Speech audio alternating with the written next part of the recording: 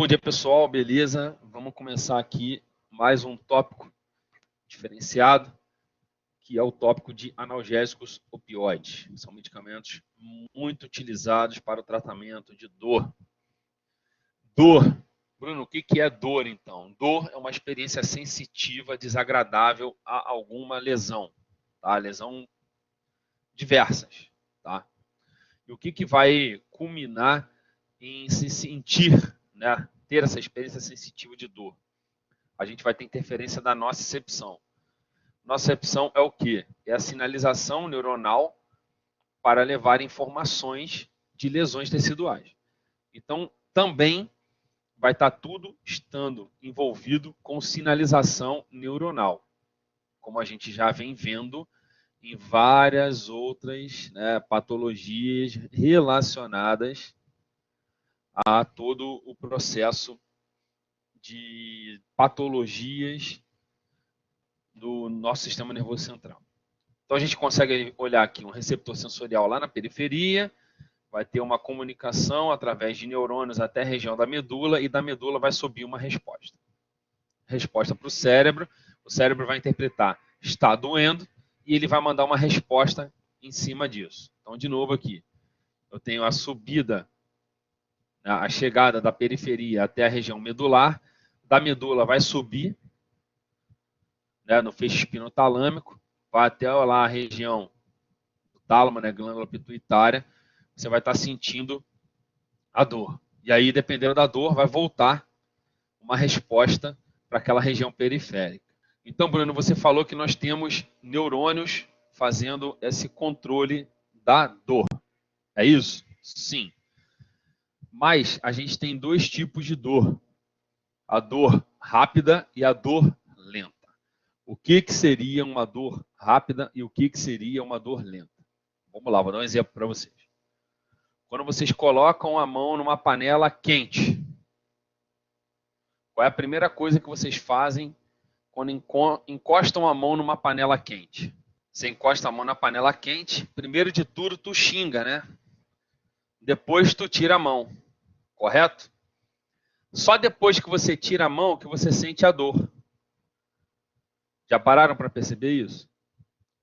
A dor, ela vem depois que você tira a mão. Ou você fica lá com a mão, aí fica assim, ai, tá começando a doer, aí tira a mão. Não, a gente encosta, fica quente, né? Tira a mão e depois começa a sentir a dor. É uma dor muito intensa, muito forte, muito rápida. Depois ela começa a abrandar, ela diminui de intensidade, porém ela fica constante. Por que acontece isso? Então vamos lá.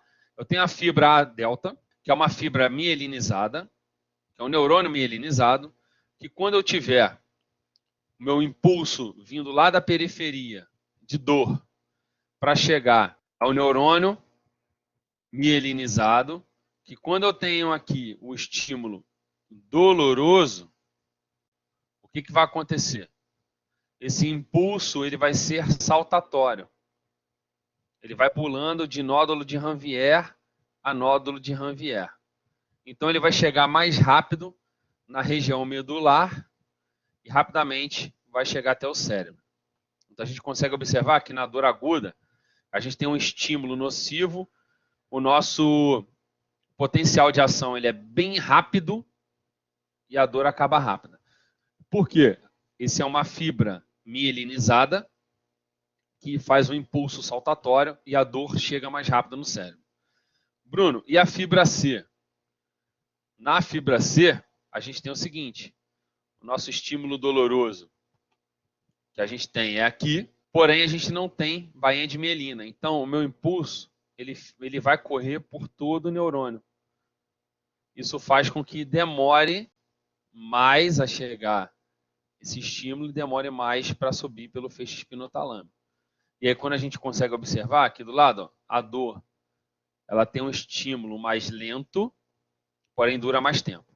Bruno, então você está me dizendo que eu sinto primeiro essa dor, né, e depois a dor lenta? É dessa maneira porque o impulso ele é diferente. Porém, a gente vai estimular os dois neurônios ao mesmo tempo. Então, eu tenho a minha dor acontecendo aqui eu vou estimular a fibra delta e, ao mesmo tempo, eu estimulo a fibra C. O que isso quer mostrar? Que quando eu tenho meu impulso saltatório, rápido, a minha dor é rápida. E quando ela acaba, vou fazer uma linha traçando aqui entre os dois gráficos. Ó. Quando a dor rápida acaba, se vocês observarem no gráfico de baixo, dor lenta entra em questão. Então, a gente acaba tendo, né, esse determinado tipo de manutenção da atividade com a estimulação de fibras dolorosas diferentes. A fibra delta é uma fibra mais rápida e a fibra C é uma fibra mais lenta. E aí, com isso, uma chega mais rápido, te dá uma dor mais rápida e intensa, e a outra demora mais, e a dor ela é mais lenta e branda. Ok? Seguindo, a gente consegue então observar que a gente tem fibras diferentes. Ó. Olha a de baixo, aqui do meio. Fibra delta sensorial, dor. Olha o impulso saltatório. Fibra C sensorial, dor. Bruno, e a primeira lá em cima? Fibra alfa motora. Olha o tamanho e a espessura da nossa bainha de mielina ali. E olha como vai ocorrer os impulsos saltatórios na fibra motora. Extremamente mais rápido. Por isso que você tira a mão e mais rápido você movimenta do que você sente dor. Então, por isso que você tira a mão primeiro, depois a dor vem. Porque a fibra alfa motora é uma fibra que tem uma espessura grande da nossa bainha de mielina e vai fazer com que chegue rapidamente o impulso saltatório antes das outras. Por isso que você tira a mão antes de sentir a dor. Bruno, aqui a gente tem a explicação, tá, gente, de tudo envolvendo a dor e do mecanismo do medicamento também. Esse slide ele é crucial para a gente ter essa ideia de aonde os medicamentos vão estar atuando. A teoria da dor mais aceita, ela é chamada de teoria do portão. O que seria um portão? Portão você teria aqui, ó, a fibra A delta, aqui está a beta, tá, gente? Mas é a delta chegando aonde? Na medula. E ao mesmo tempo está chegando a fibra C. Qual é a diferença de uma para outra? Que a gente já falou. A diferença é que uma tem mielina e a outra não. Uma é mais rápida, a outra é mais lenta. Então, quando a gente vê aqui a fibra A delta, a resposta dela até chegar aqui no feixe espinotalâmico, ela é mais rápida. Tudo bem? Quando a gente vê a fibra C, a resposta dela é mais lenta. Por quê? Porque ela é desmielinizada. Vamos ver cada uma das fibras e vamos entender por que acontece, né, a dor lenta e a dor aguda. Vamos começar aqui embaixo. Fibra A delta, impulso saltatório vem pulando. Se você olhar, esse neurônio ele tem duas ramificações. Uma ramificação vem para o que a gente chama de interneurônio. É um interneurônio, um neurônio intermediário, vamos dizer assim, que ele vai ter uma determinada função. E uma outra ramificação da fibra A delta vai direto no feixe espinotalâmico para levar a informação da dor. Ambas as ramificações vão ser neurotransmissão excitatória. Então eu tenho o glutamato, uma ramificação vindo no potencial de ação, eu vou ativar o interneurônio e eu vou ativar o feixe espinotalâmico. O que isso vai me desencadear? Primeiro, a ramificação que vai direto para o feixe espinotalâmico ativa o neurônio do feixe espinotalâmico para que esse neurônio possa agora subir com a informação da dor para o sistema nervoso central. Porém, ao mesmo tempo que eu ativo o feixe espinotalâmico, eu vou ativar o interneurônio. Bruno, qual é a função do interneurônio? Após o interneurônio ser ativado, eu libero dinorfinas e encefalinas, que são opioides naturais, e esses opioides são neurotransmissores inibitórios. Então, qual é a função do interneurônio? A função do meu interneurônio é bloquear a chegada da informação da dor no cérebro. Então, olha que interessante o que acontece aqui na fibra A delta. Na fibra A delta, você vai estimular a informação chegar no cérebro, então você leva a informação rápida, né, de grande intensidade, dor rápida, e ao mesmo tempo você vai liberar dinorfinas e encefalinas e você vai parar de estimular essa dor. Por isso que a fibra delta traz uma dor intensa, porém rápida. Por quê? Ao mesmo tempo que ela manda a informação, daqui a pouco ela vai lá e para de mandar a informação da dor. Bruno, e a fibra C? Já a fibra C, a gente vai ter também essas duas ramificações. Porém, a ramificação que vai direto no feixe espinotalâmico é uma ramificação que vai estar estimulando todo o processo de dor.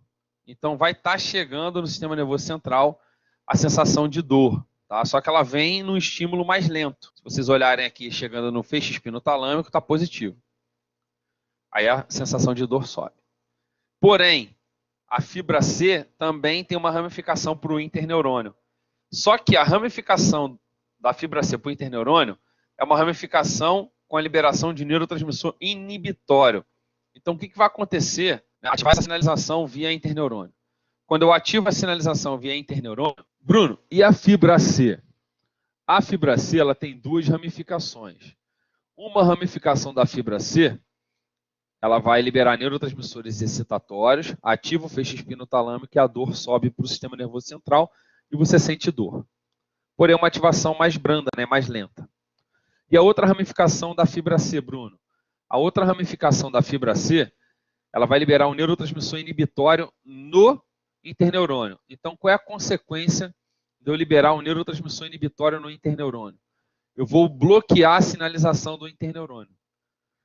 Então, se eu não ativo o interneurônio, ele não libera dinorfina e encefalina e ele não vai diminuir a informação de dor. Ou seja, a informação da dor ela fica persistente. Por isso que na fibra C, a gente consegue observar que a dor ela é mais, vamos dizer, comparada, né, à fibra A delta, mais branda, porém ela é duradoura. Ou seja, ela persiste por muito tempo. Até quando? Até quando eu resolver o problema lá na periferia, que aí quando eu resolvo o problema na periferia, eu paro de estimular essas duas fibras. Aí a dor vai diminuindo ao longo do tempo. Então, Bruno, aonde que a gente vai ter a atividade dos nossos medicamentos opioides, tá? Os opioides, eles vão fazer o quê? Eles vão cessar a dor. Então, eles vão trabalhar como a dinorfina e a encefalina. Então, eles vão potencializar a atividade de receptores de opioides que temos no feixe espinotalâmico e, com isso, a gente vai fazer uma sinalização de inibição do feixe espinotalâmico em relação à transmissão, a se levar a dor para a região do tálamo, na glândula pituitária. Você vai parar de sentir dor, porque o meu analgésico opioide ele vai estar bloqueando diretamente aqui o feixe espinotalâmico, como se fosse um interneurônio bloqueando o feixe espinotalâmico. Vamos seguir. Então, como que a gente tem a disposição das fibras, que a gente já conversou? A gente tem as fibras mecanoreceptoras, que a gente já falou, a fibra A-alfa e a beta, mecanoceptora e nocepsora, a A-delta, e a fibra C, que é a nocepsora, termocepsora e mecanocepsora. A gente acaba fazendo três coisas com a fibra C. Mas de interesse para a gente em analgésico opioide, a fibra A-delta e a fibra C, envolvidas com dor rápida e com dor lenta. Então, a gente tem algumas vias de estímulo desses neurônios, tanto da A-delta quanto da fibra C. Então, por exemplo, a gente tem uma via nociceptiva. Sensação de frio, quente, força mecânica, irritante químico. Isso tudo pode estimular aqueles neurônios a levarem informação de dor para o nosso cérebro. Uma outra via de estímulo de dor que a gente tem é a via inflamatória. Então, você tem um processo inflamatório, isso vai gerar a ativação daquele neurônio de fibra A delta e fibra C, e eu vou levar informação de dor para o cérebro. Eu tenho a dor neuropática, né?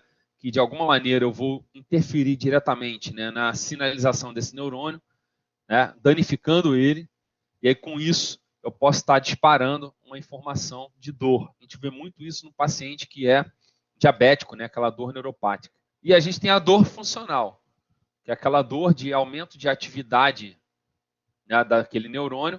A gente pode estar estimulando aquela dor no sistema nervoso central. Porém, todas as vias em que eu pontuei para vocês agora são vias que são importantes de estimulação do processo doloroso.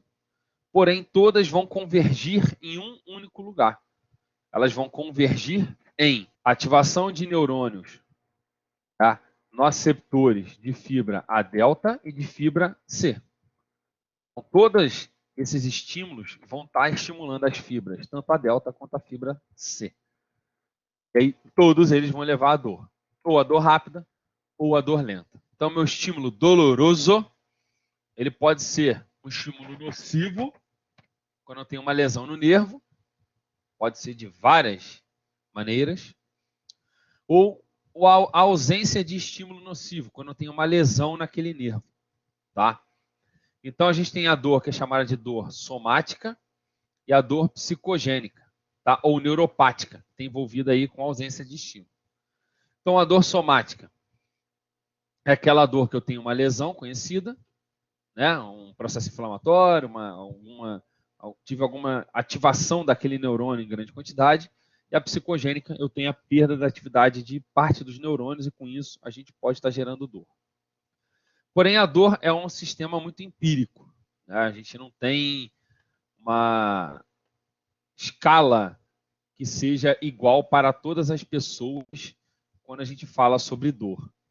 Então, vão ter pessoas que sentem mais dor e vão relatar mais dor do que outras. E com isso, o que a gente tem? Aquelas pessoas têm níveis e intensidade de dor baseada em alguns aspectos em que ela vai estar sentindo e que isso vai fazer uma referência, vai fazer uma menção ao tipo de dor e a intensidade de dor que ele vai estar sentindo. Então, por exemplo, eu tenho um sistema sensorial que ele é discriminativo, que vai me colocar, tá, intensidade, duração e localização da dor. Temos aqui o sistema afetivo, que com a dor eu vou ter sofrimento emocional e motivacional. E tenho o sistema cognitivo, que me coloca situações, né, relacionadas à dor, de implicação de perigo, de medo e de ansiedade baseada naquela dor. Então, isso aqui são todas as sensações que são componentes da dor para a gente poder estar chegando à intensidade e como aquela dor está sendo estimulada naquele determinado tipo de paciente. Então, reações que o paciente vai estar desenvolvendo relacionadas à dor, né? A gente tem abalos musculares, espasmos musculares e vasoconstrição, tá?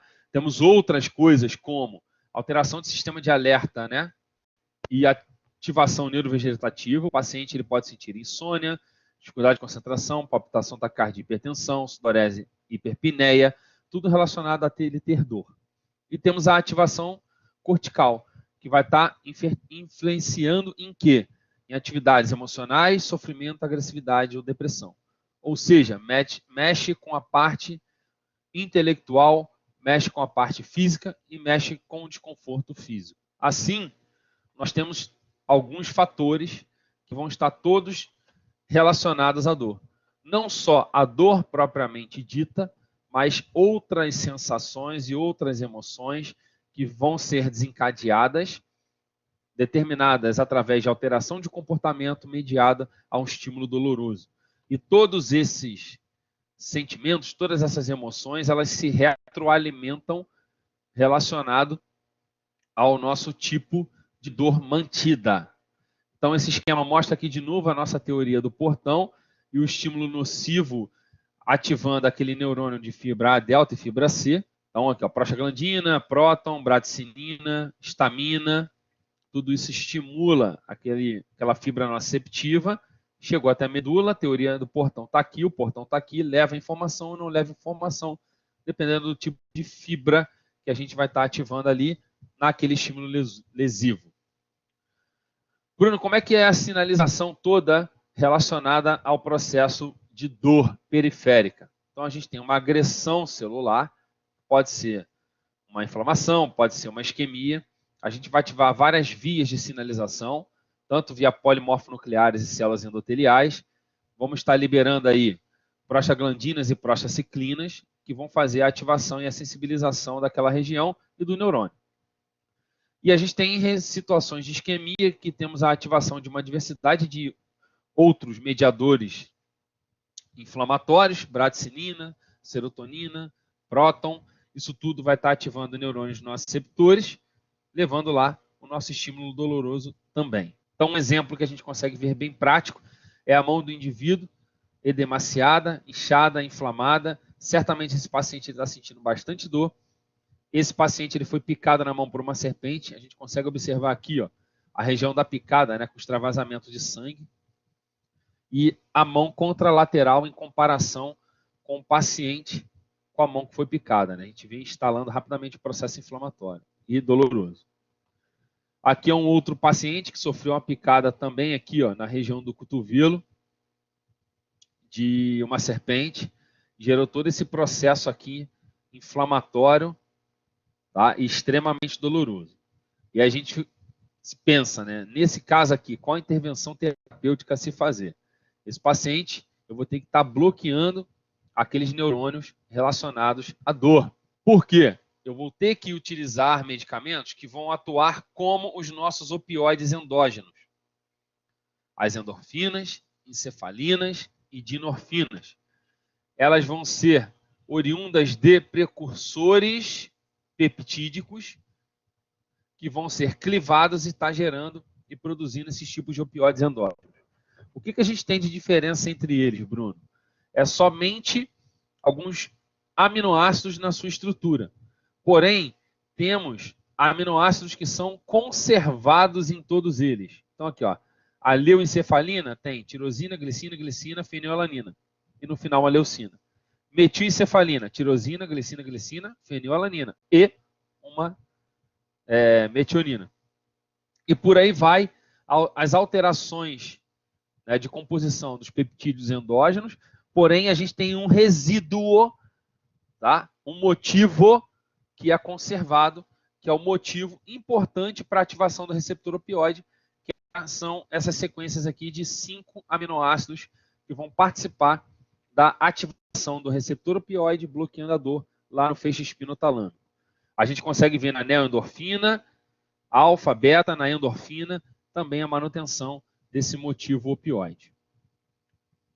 Baseado nisso, né, a gente vai ter também estruturas moleculares que vão ser analisadas e que vão ser construídas baseada na estrutura desses aminoácidos. Então, quando a gente vê os opioides, eles vão ter estruturas com espaçamento parecendo, copiando, bem similar aos nossos peptídeos endógenos. Temos aqui peptídeos mais novos, né, como a orfanina, tá, que tem 3 aminoácidos de motivo opioide, e a endomorfina 1 e 2, que não tem, mas acaba se ligando também no motivo, na região do receptor opioide. Então, como que ocorre a liberação desses receptores opioides e o que eles vão fazer para bloquear o feixe espinotalâmico? A ideia é que eles façam o quê? Bloqueiem o potencial de ação. Se a gente lembrar, o potencial de ação ele acontece por quê? Ele acontece porque a gente faz despolarização de membrana. Então, para eu poder bloquear o potencial de ação de dor, eu vou poder alcançar isso com êxito quando eu conseguir diminuir aquela despolarização. Então, o que vai acontecer? Quando a gente libera lá o nosso opioide, ele vai interferir, tá, naquele neurônio do feixe espinotalâmico, como? Aumentando a permeabilidade de potássio. Com isso, você diminui a excitabilidade. Menos excitabilidade, você diminui o influxo de cálcio e diminui a liberação de neurotransmissores. Com isso, você diminui o estímulo nervoso que vai estar chegando no sistema nervoso central. Como, Bruno? Bloqueia a liberação de neurotransmissores excitatórios, não ativando o feixe espinotalâmico. Aonde que o meu opioide vai se ligar, Bruno? A gente tem pelo menos aí 4 tipos de receptores opioides, onde os 3 primeiros aqui são os mais estudados e mais utilizados na clínica. Receptor mu, delta e o receptor kappa. Eles também têm uma variabilidade dentro deles. O mu pode ser mu 1 e 2, kappa 1, 2 e 3 e o delta 1 e 2. São subtipos. Por que eu tenho esses subtipos, Bruno? Porque eles vão ser encontrados em locais do nosso organismo diferentes. Então, o que a gente tem de informação relacionada a isso? A gente tem de informação baseada para esse tipo de atividade opioide, a presença desses receptores naquelas regiões onde eu tenho a sinalização do feixe espinotalâmico. Então, por exemplo, aonde que eu tenho receptor opioide para estar interferindo com a atividade analgésica? Eu tenho na região supraespinhal e espinhal, onde eu tenho os neurônios que vão chegar lá no feixe espinotalâmico. Quais são os tipos de receptores opioides que eu tenho nessas regiões? Todos. Porque eu preciso ativar, tá? Porém, eu tenho somente esses receptores na região do feixe espinotalâmico quando eu tenho analgesia? Não. Eu tenho em outros órgãos. Aí que mora toda a ideia de efeito colateral. Tudo bem? Então, olha aqui. Eu tenho atividade em cima de função respiratória. E aí, o que que faz? Na função respiratória, eu tenho uma depressão, porque eu tenho receptor mu lá nos bronquíolos, que vão fazer o quê? Broncoconstrição. Então, a gente consegue observar que quando a gente tem um paciente que tem uso de opioide e ele, porventura, descreva que ele tem dor e está tomando opioide e ele está desenvolvendo falta de ar, é verdade, porque o opioide pode estar ativando o receptor mu e causando uma depressão respiratória. Temos também o sistema gastrointestinal, onde o receptor mu ele vai estar presente e o receptor kappa também vai estar presente. O que que é isso? Nós vamos ter no trato gastrointestinal uma redução do trânsito gastrointestinal. Uma redução do trânsito gastrointestinal. O que que isso quer dizer? O paciente que usa opioide, ele vai ficar com constipação. E é uma coisa que vai acontecer com grande certeza. O paciente ele vai desenvolver essa constipação por ativação desses neurônios que são neurônios opioides. Outra atividade que nós temos aí da ativação de neurônios opioides é na alimentação, onde eu tenho uma estimulação, tá, de receptores mu, kappa e delta, aumentando a sensação de fome. E aí esse paciente ele tem e ele sente um pouco mais de fome. A gente tem a psicotomimese, tá? Eu vou imitar coisas relacionadas a atividades psíquicas. Então, o meu paciente que estiver utilizando o meu opioide, eu vou aumentar via receptor kappa essa atividade psicotomimética. Temos outros efeitos colaterais também. Olha aqui, ó. O paciente ele pode sentir sedação, receptor mu e kappa. Ele pode ter a diurese aumentada, receptor kappa, aumento de produção de prolactina, interferência em produção de hormônio de crescimento, redução de acetilcolina e redução de dopamina. Ou seja, além de interferir na dor, o meu paciente também vai ter uma série de efeitos colaterais que vão acontecer, tá, gente? Vão acontecer com o uso dos medicamentos opioides. Bruno, todos esses efeitos colaterais vão acontecer? Todos eles? Não, por quê? Existem opioides que vão estar mexendo com mais um tipo de receptor ou mais outro. Porém, existem opioides que vão mexer com tudo.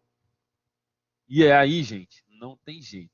Se vai mexer com tudo, você vai ter o aparecimento de efeito colateral de todo mundo. Então, com isso, a gente tem esse problema relacionado ao uso dos medicamentos opioides. Por quê? Os medicamentos opioides eles são agonistas dos receptores opioides. Qual é o tipo de receptor que vai ter mais problema, Bruno? O mu. Se você olhar, ele vai ter uma série de atividades relacionadas ao uso do opioide. Os outros têm menos, mas também os outros têm menor atividade analgésica. Bruno, qual é o receptor que vai ser mais interferido com o uso dos medicamentos? Mu. Então a chance de ter efeito colateral é grande? É. Então, olha os efeitos aqui colaterais. Então, a baixa analgesia, depressão respiratória, sedação, miose, pupila pontiforme é muito comum, redução da motilidade gástrica, euforia, disforia, né, a psicotomimese aqui, e dependência física do uso do medicamento para reduzir a dor. Como que nós temos a presença dos analgésicos opioides? Eles podem ser chamados de opioides, que são aqueles retirados, tá, da planta ópio, então são naturais. Opium é a planta, né, a papoula, da onde é retirada os opioides. E opiáceos. Opiáceos são fármacos derivados do ópio, ou seja, eles são derivados do ópio, eles não foram retirados, então eles são sintéticos ou naturais derivados do ópio. Tudo começou essa história mais recente, né, do uso de opioides com William Osler. Porém, Treofasto, né, no século III a.C., foi a primeira referência do uso de opioide. E os opioides, né, o suquinho da papoula lá, era muito utilizado pelos árabes para diarreia, disenteria. E a gente viu, atua na disenteria? Sim, atua na disenteria porque ele faz constipação. E aí o doutor, né, Sir William Osler, ele fez uma referência, uma menção ao opioide como um remédio de Deus, porque ele serviria para aliviar todos os sofrimentos relacionados à dor com o uso de medicamentos opioides. A partir daí, começou-se a se fazer uma retirada da tintura, da papoula, da inflorescência fechada. Ela é colocada, né, o seu extrato em uma solução hidroalcoólica e aquele sobrenadante ele era utilizado para o tratamento de dor à época. Porém, eu não retirava só opioide, né? Eu tinha opioide, morfina, codeína e tebaína, papaverina também, mas eu tinha outras substâncias nessa tintura. E outra coisa, a gente não tinha as concentrações de opioides que tinham aqui definidas. Então, o paciente poderia tomar lá um copo, 2 gotas, 5 gotas e ia de acordo com cada tipo de paciente. A partir daí que a gente começou a realizar estudos cada vez maiores e se chegou a uma estrutura de um opioide sendo retirado da papoula. Então, aqui a papoula em inflorescência fechada, inflorescência aberta, e ela tem mais de 20 alcaloides. 10% dela é morfina, 0,5% codeína, tem teabaína, eutorfina e papaverina em menor grau. Mas eu quero tirar a morfina, que eu tenho em maior quantidade na papoula. Os analgésicos opioides também podem ser chamados de narcóticos, porque eles vão diminuir, né, o estado de vigília, vão dar aquela sonolência. Mas geralmente são chamados de analgésicos opioides. Então, quais são os medicamentos que nós temos utilizados na clínica? Temos os derivados sintéticos, que são agonistas totais ou agonistas mistos, ou seja, tem uma atividade branda. A morfina está aqui no agonista total, tá, gente? Eu não coloquei o nome, mas a morfina está aqui. E a gente tem antagonistas. Bruno, qual é a ideia do antagonista?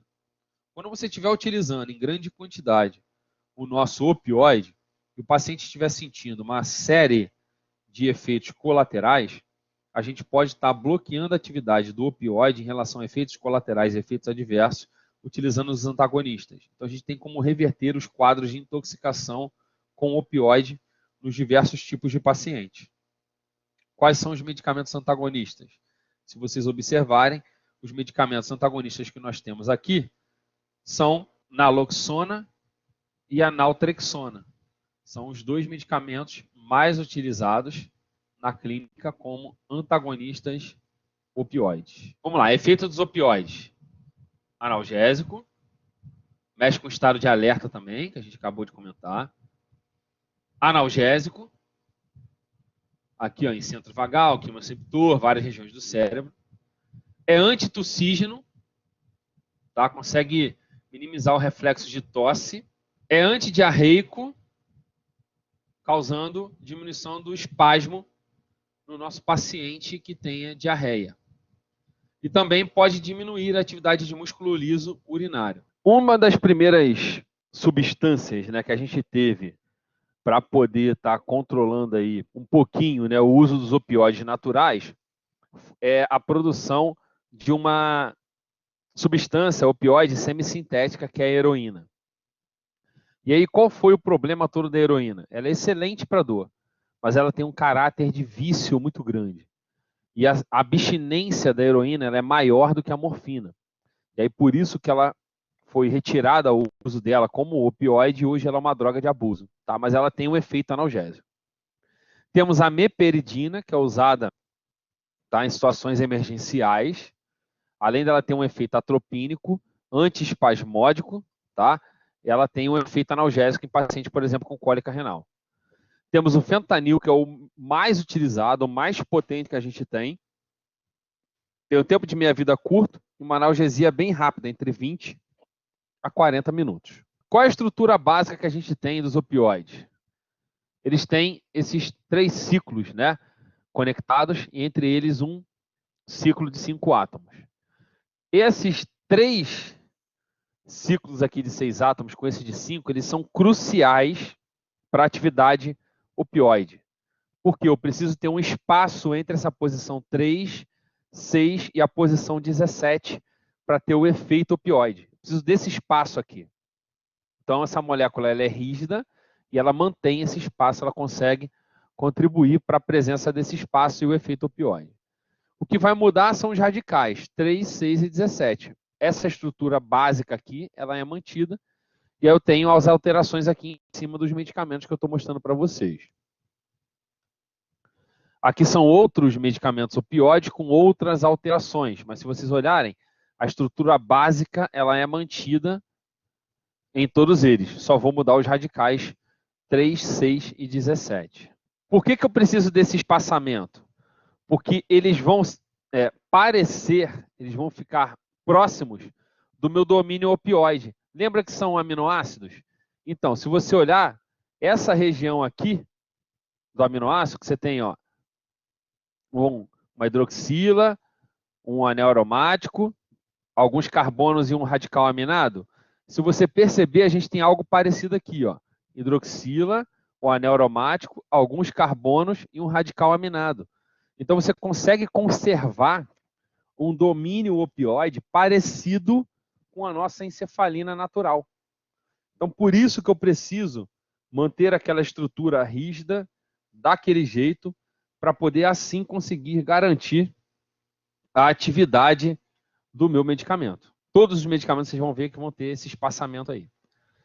Qual é a classificação dos analgésicos? Eles podem ser agonistas totais, mistos, né, ou parcial, ou antagonista. Então está aqui a estrutura, o nome de todos eles, os de alta eficácia, baixa eficácia, total, os que são parciais e os que são antagonistas. Aqui a gente consegue observar, nessa tabela, o tempo de meia-vida de cada tipo de medicamento.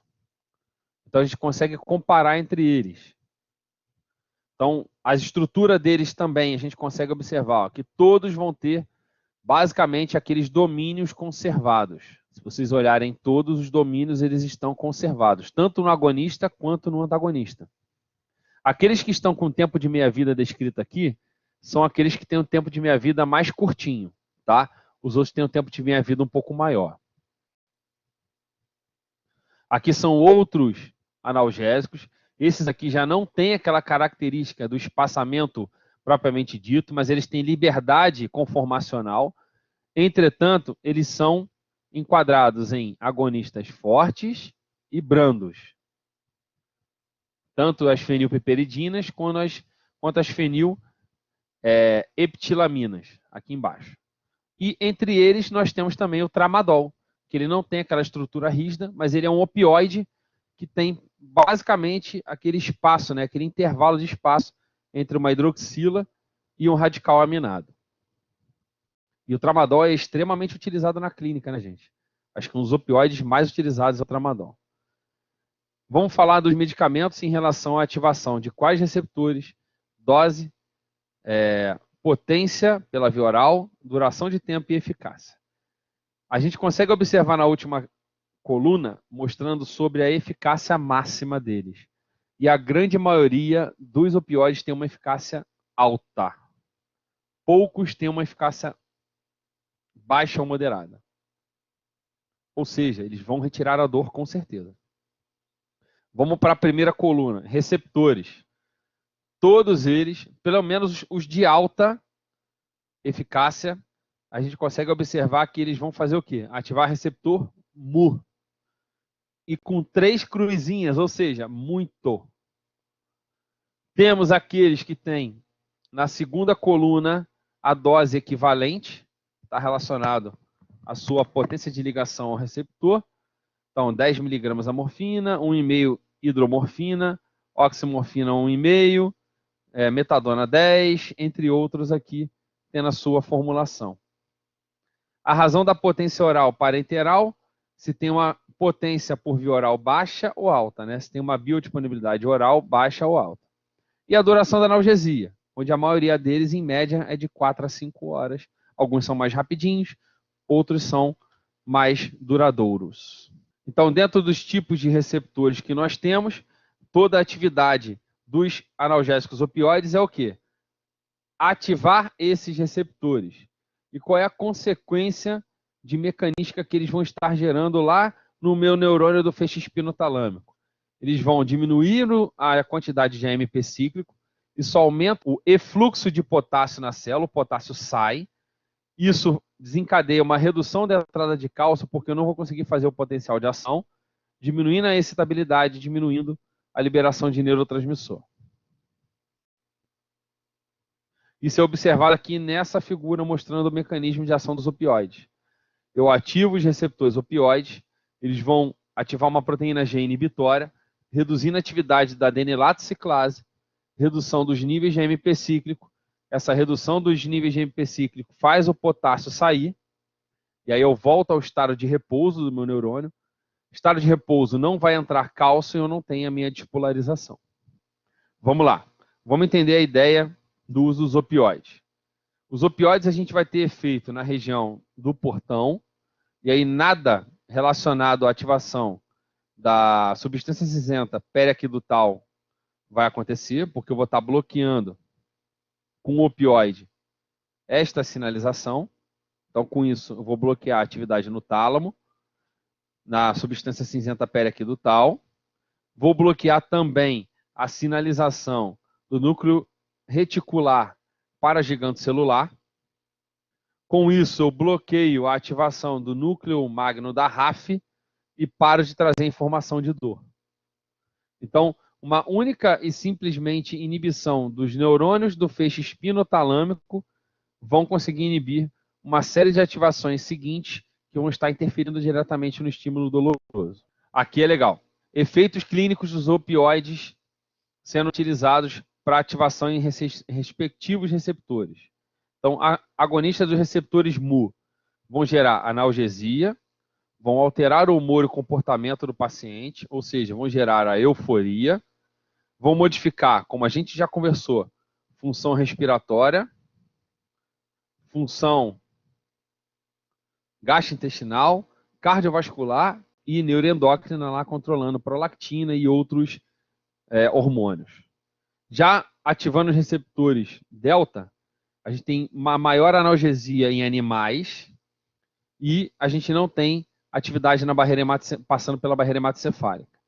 O receptor kappa está envolvido com analgesia espinhal, disforia, depressão respiratória e miose, porém sendo esses efeitos menos graves quando a gente encontra no receptor mu. Efeitos dos analgésicos opioides. O efeito mais procurado e o efeito que vai provocar com certeza é a analgesia. Porém, pode estar causando uma série de efeitos colaterais. Olha aqui, ó. Euforia, disforia, psicotomimese, sedação, depressão respiratória. Aí aqui pode ser muitas das vezes um efeito esperado, né? Supressão do reflexo de tosse. A gente tem alguns opioides utilizados como antitussígenos. Miose, aquela pupila puntiforme, bem fechadinha. E controle aí e sensação de náusea e vômito, que eu vou estar acionando lá no centro do gatilho do vômito, a sensação de náusea e vômito provocada pelo uso dos opioides. Então, além da analgesia, uma série de efeitos colaterais que eles vão estar causando. Então, os opioides, eles induzem analgesia sem perda de consciência. A gente tem alteração de humor, né, alteração de euforia e tranquilidade. Ativação de vias dopaminérgicas, e pode estar causando sonolência também. Esse slide ele é extremamente legal porque ele mostra aqui, ó, da parte superior esquerda, onde está a letra A, qual é o opioide e quais receptores que eles vão estar atuando. Então, olha aqui, ó. Morfina, agonista pleno. Então, a gente consegue ver aqui na letra A os opioides e os receptores que eles vão estar se ligando. Então, aqui a morfina, agonista pleno, receptor mu e kappa, meperidina mu e kappa, fentanila mu e kappa. Pentazocina. Então, pentazocina, ela é parcial. Ela ativa o kappa e bloqueia o mu. Ou seja, ela é agonista-antagonista. Já a naloxona é antagonista propriamente dita, como a gente já veio vendo, né? E ela vai estar bloqueando o receptor mu, vai estar bloqueando o receptor kappa também.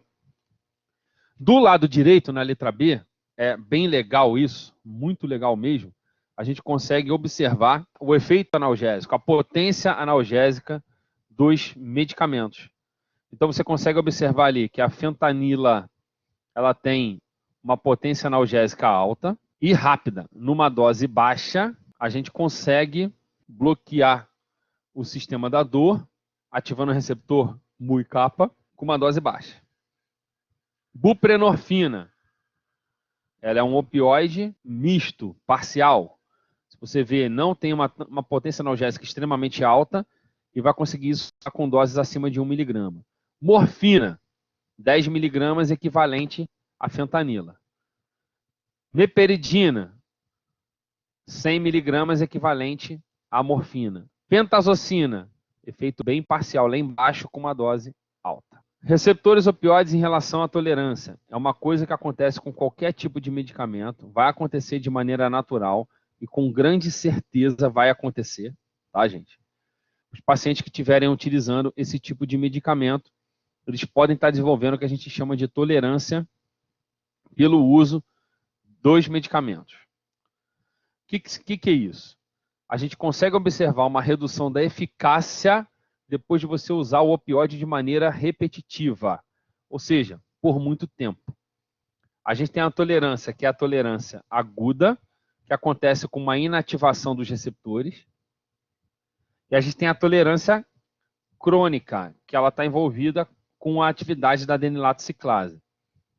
A gente está inibindo a adenilato ciclase com o receptor opioide. Então, a célula pode, porventura, aumentar a quantidade de adenilato ciclase e voltar a fazer o seu estímulo doloroso. Então, seriam dois mecanismos de tolerância que a gente tem. Então, para a gente evitar isso, o que seria interessante? É extremamente interessante a gente fazer o rodízio de opioide. Isso é comum para o paciente que utiliza para dor crônica. Ele usa um tempo um, daqui a pouco ele usa outro tempo outro, e ele vai fazendo esse rodízio para fazer um melhor controle da dor e evitar o mecanismo de tolerância. Então, continuando aqui. Em relação aos efeitos colaterais, Bruno, a gente tem vários. Então, o paciente, eu posso estar atuando com o opioide, realizando broncoconstrição, lembra do receptor mu lá nos bronquíolos. Então, paciente com asma, DPOC, bronquite, não é muito legal. Qualquer complicação respiratória, um idoso que já tem complicação respiratória, é bom analisar a dose e a situação de você estar utilizando um opioide. Temos também a ativação do aparelho cardiovascular, ou seja, eu tenho alteração de pressão arterial. Por quê? O opioide ele aumenta a liberação de histamina, isso faz com que a gente tenha uma redução da resistência vascular periférica e o paciente vai ter bradicardia. Então, isso é um problema relacionado ao uso de opioide que o paciente pode ter bradicardia. E aí a gente fica atento, presta atenção naqueles tipos de pacientes específicos que têm alteração de pressão arterial. Temos também alteração no aparelho geniturinário, onde eu tenho um relaxamento do músculo liso da bexiga e tenho dificuldade de eliminação de urina. Isso pode estar gerando alguma complicação no paciente. Além de ele poder estar estimulando espasmos de ureteres, causando a cólica renal. No aparelho uterino, a musculatura lisa uterina também é relaxada, interferindo em paciente gestante. No aparelho digestivo, eu tenho uma redução da liberação de acetilcolina, então vou reduzir a acidez gástrica, vou reduzir a motilidade gástrica, vou diminuir a atividade de peristaltismo no meu paciente, então isso causa constipação. Isso é até um fundamento do efeito antidiarreico dele. A gente reduz também as secreções. Além de contração do esfíncter de Oddi e aumento da pressão biliar. O esfíncter de Oddi ele vai estar lá na região do intestino, trazendo a nossa secreção biliar e pancreática. Quando eu tenho contração do esfíncter de Oddi, a nossa bile fica cheia e eu tenho uma pressão biliar que o paciente pode gerar e desenvolver, na verdade, uma cólica biliar. Na pele, ela vai causar vermelhidão, calor e vasodilatação por causa da liberação da histamina. Quais são as formulações que eu tenho dos meus analgésicos opioides? A gente tem intranasal, o butorfanol, oral, que é bem conhecido, vias parenterais, intravenosa, intramuscular subcutânea, epidural subaracnoide. A gente tem supositórios, a gente tem os PETs, que são os adesivos transdérmicos, e tem os adesivos de mucosa oral. Então, a gente tem uma série imensa de formulações que são extremamente importantes. Fato que é interessante a gente ter essa série de formulações. Por quê? Porque a gente acaba contemplando sempre um paciente, talvez que não pode, o outro pode, e a gente acaba agora aqui conseguindo alcançar o tratamento de dor desse paciente de alguma maneira. Então, com isso, eu acabo pegando o nosso medicamento e utilizando por alguma determinada via sem problema nenhum. Ok? Então, a gente vai ver uma série de formulações que vão estar mostrando aí para a gente que o paciente consegue fazer o tratamento sem problema. Como que é a farmacocinética dos analgésicos opioides? Eles sofrem extenso metabolismo de primeira passagem, ok?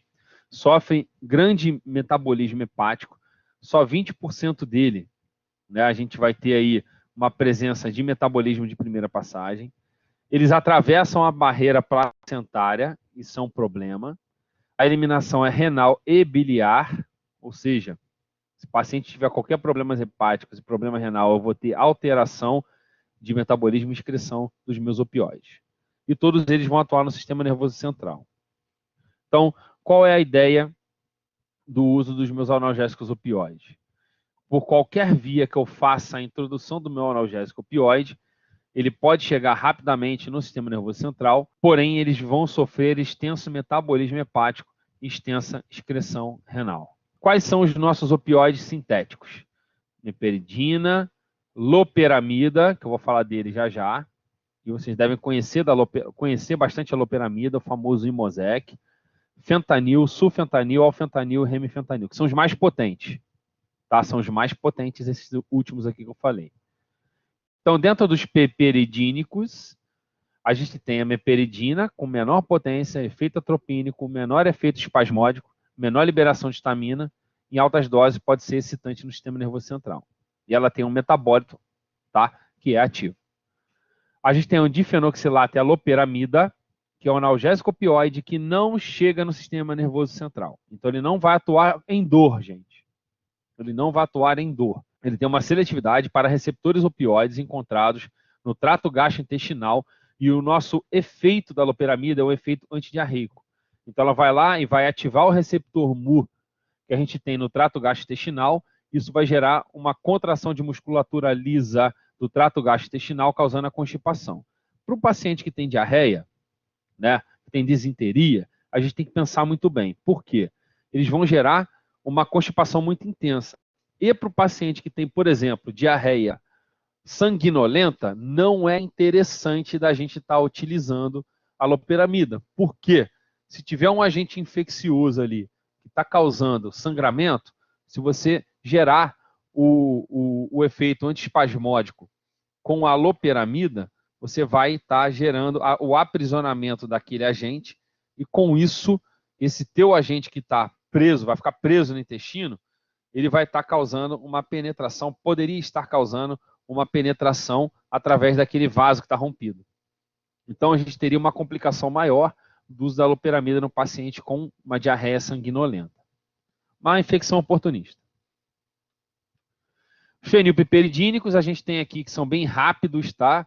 E são bem potentes. Fentanil, sulfentanil, alfentanil, remifentanil. Duração da analgesia. Não é à toa que eles são utilizados, né, pela via intravenosa direto ou adesivos, ok?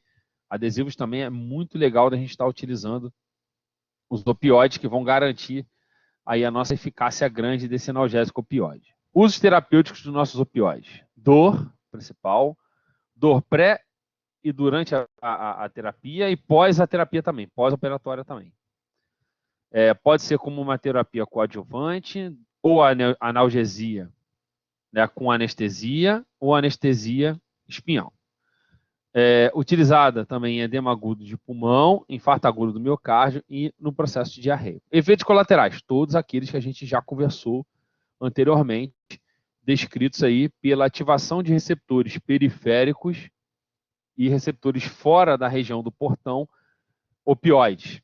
Bruno, o meu paciente, como você discutiu anteriormente, ele pode estar utilizando de maneira abusiva o opioide?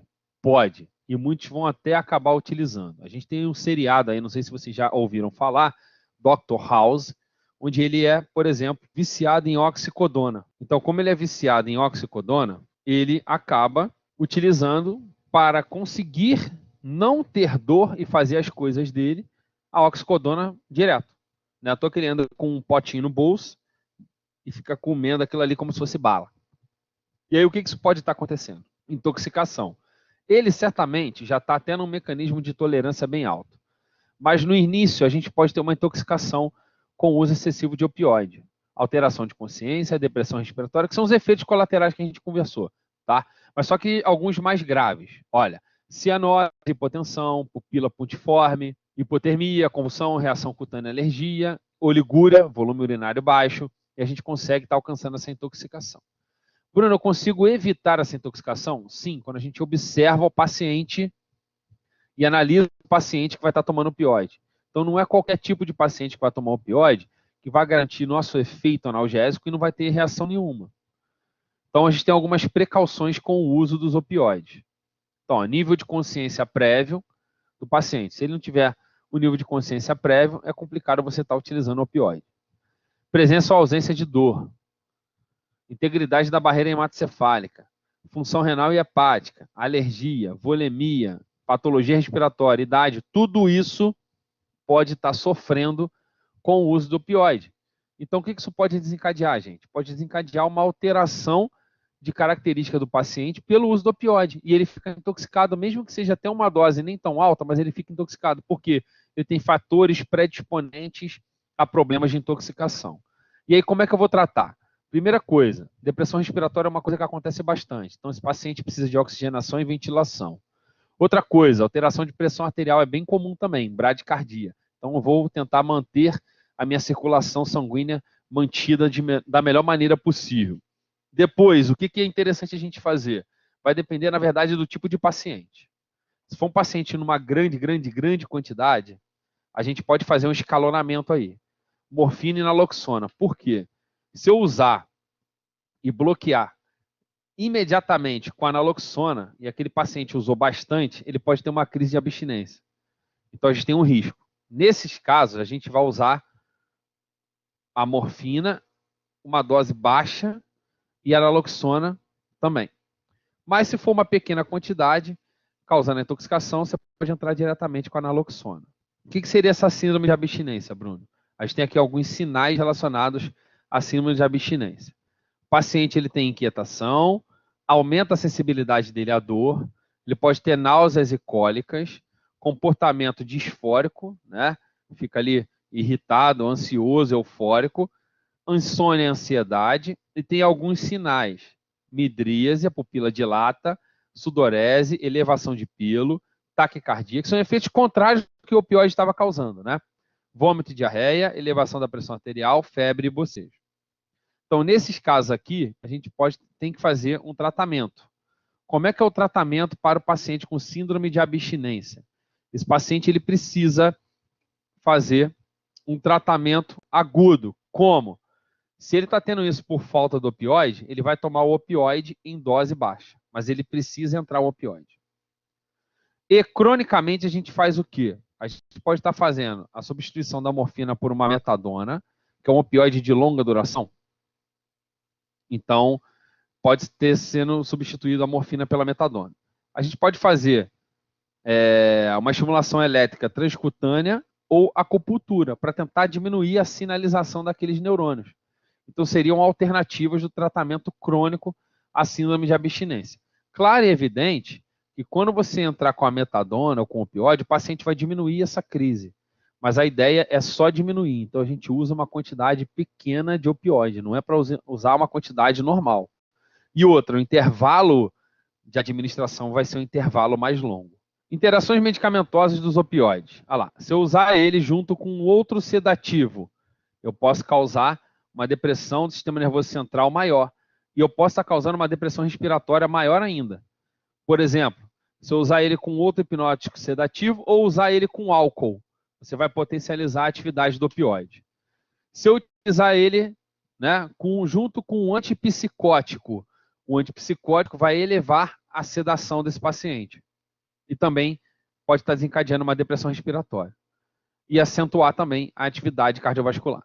Se eu usar com inibidor da MAO, é contraindicado. Por quê? O paciente pode ter coma hiperpirético. Ele pode entrar em coma por excessiva aumento de temperatura, ou por convulsão ou hipertensão causada pelo uso concomitante com o inibidor da MAO. Usar junto com antidepressivo tricíclico e fenotiazídicos, que são antipsicóticos, aumenta a potência da morfina e aí a gente tem interações medicamentosas mediadas dessa maneira. Contraindicações dos opioides, ou situações, vamos dizer assim, mais ponderadas com o uso do opioide. A gente tem aqui a nossa lesão cerebral, então é contraindicado o uso de opioide em paciente com lesão cerebral. O uso crônico na gravidez, que vimos que ele passa através da placenta. Impedimento de função pulmonar, hepática e renal, como já discutimos anteriormente. Podemos estar complicando aí o quadro do paciente, potencializando a atividade de depressão respiratória ou aumentando as concentrações plasmáticas, tanto na insuficiência hepática quanto na insuficiência renal. E aí, esse paciente ele teria um aumento dos efeitos colaterais dos opioides. Antagonistas opioides que a gente discutiu, eles são utilizados em situações quais? Tratamento da overdose do uso de opioides e na depressão respiratória do nosso recém-nascido. Isso acontece também quando acaba, por exemplo, esse recém-nascido utilizando algum opioide. Então, quais são eles? Naloxona e naltrexona são os dois mais conhecidos. E eles são bastante utilizados na síndrome de abstinência do paciente viciado, por exemplo, em heroína. Essa tabela é aquela tabela que eu sempre acho, né, de algum local, de algum livro, bem legal, onde ela está mostrando ali quais são os opioides em relação aos usos deles. Então aqui temos opioides fortes, mecanismo de ação, efeito, aplicação clínica e farmacocinética deles. Agonistas parciais, agonista antagonista de opioide, antitussígeno, quem é utilizado como antitussígeno, antagonistas opioides e outros analgésicos moderados envolvidos aí com a atividade opioide. Com isso, a gente encerra aqui todo o nosso raciocínio em cima de uso de analgésicos opioides.